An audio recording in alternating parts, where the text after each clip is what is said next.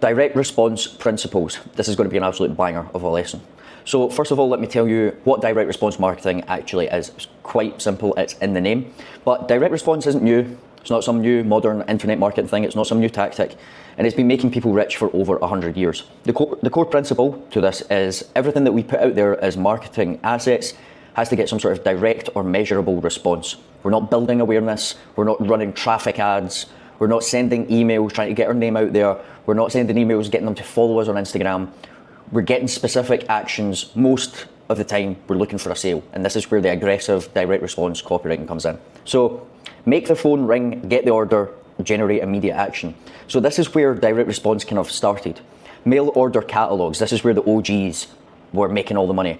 People used to send out these mail order catalogs. If you've read any of the OG direct response copywriting books, this is what these guys done. They had mail order catalogs or they would put it in print and send out letters, and people would phone a number and then it would get put through to some sort of sales team and make orders on the phone from an ad that was in print.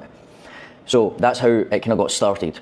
Then we had like TV infomercials, again, sales letters in the 90s, landing pages brought about the dot-com boom, and then we had, in the 2000s, we had websites and landing pages and their first types of funnels, and now it's even progressed to having YouTube VSLs.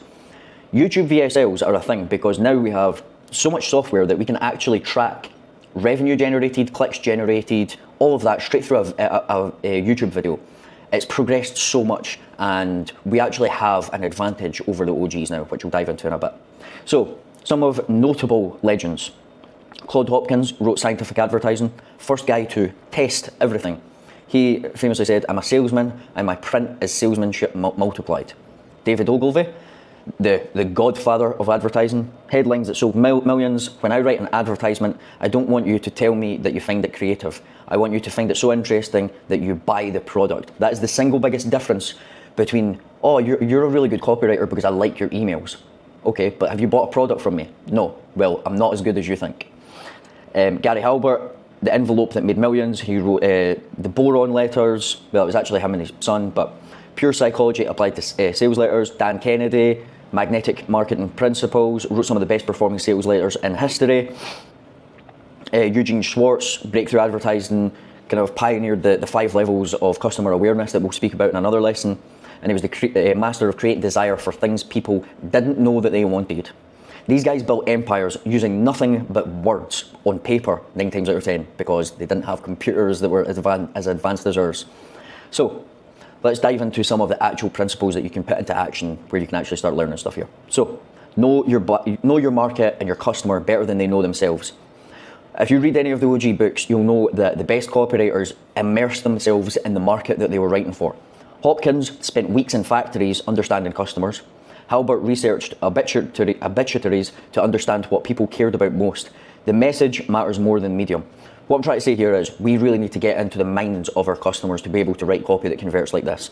And that is the biggest thing. Know your market better than they know themselves. And we tell them hidden desires that they don't even know in their conscious mind themselves. We're talking about bringing out their subconscious. Make an irresistible offer. It's not just a product, an offer. What they get, what it costs, why they need it now, what happens if they don't act. That's a really good way of packaging an offer. Not a Hormozy offer, like guarantees and all that shit. That is what an offer is. It's a package of what you get, not just the product, the course, or the coaching. It's the packaging of what they get. Remove all risk. Try it for 30 days. If you don't love it, keep it anyway and we'll still refund you the money.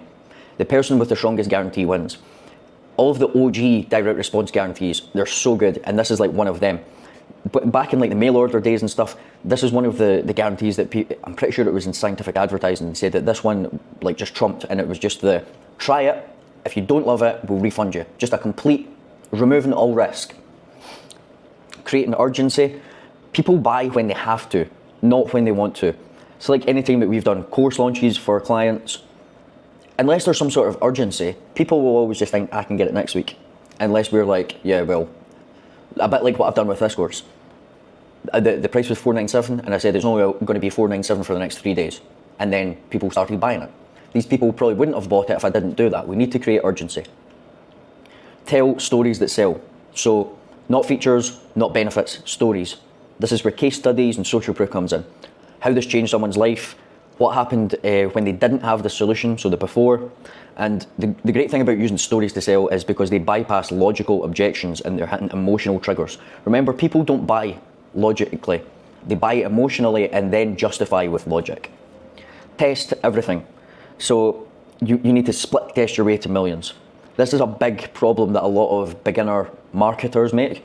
What they think will work. They create something, they're like, oh, I think this is going to work. But what you think doesn't matter. It's what the market thinks. And the only way that you can know what the market thinks is by split testing everything. Never ever make assumptions in copywriting. It's the biggest mistake. I think this will work. Well, if I was that person, I would want this. You're not that person. We need to split test everything and actually get data from it. So, how direct response has evolved. So, like I said, we had the 1920s, 60s, we had print era, newspaper ads, direct mail letters, magazine advertisements, phone orders only. Then we had TV infomercials, radio spots, catalogue marketing. The 2000s, this was the dot-com boom. We had sales pages, email marketing, pay-per-click ads, shopping carts.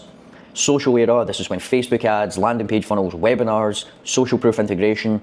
And now we have stuff like YouTube's VSLs, TikTok ads that don't look like ads, podcast sponsorships with tracking, and influencer partnerships with attribution. It's all the exact same principles, but now we have better tracking, more touch points, and we just have access to more technology that allows us to do our job better.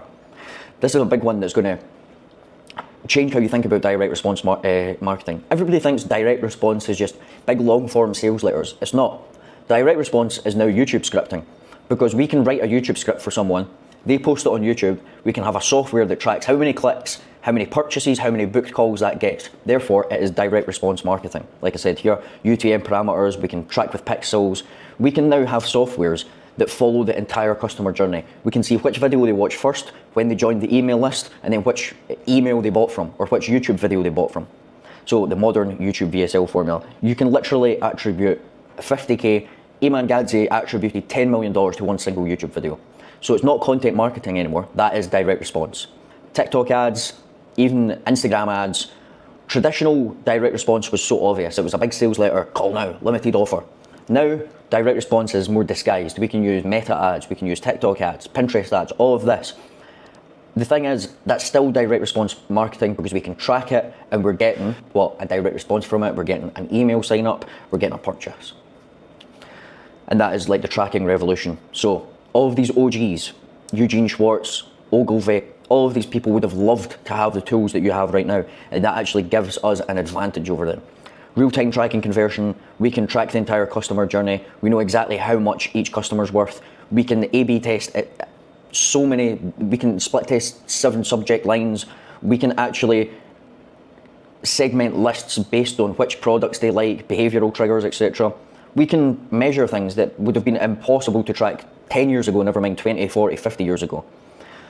And again, you get direct response principles in every medium. Instagram stories, swipe up, that's a direct response mechanism. Email sequences, that's pure direct response. YouTube descriptions, we now have UTM codes, trackable direct response. TikTok shop is direct response. All of this is direct response principles. So, why does this matter to you?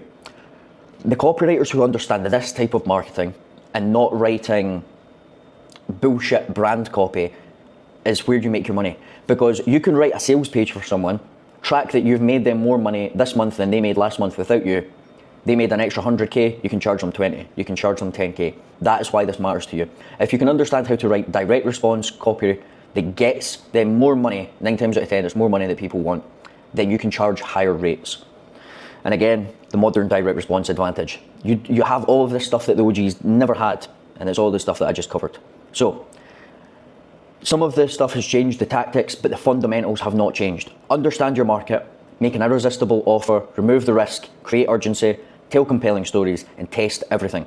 It's the same principles that worked in the 1920s because human psychology has not changed. They work in 2025 and they'll work in 2050, unless the world's just changed and we're all just AI robots by then. But we need to learn these. So that is direct response principles, and I will see you guys in the next lesson.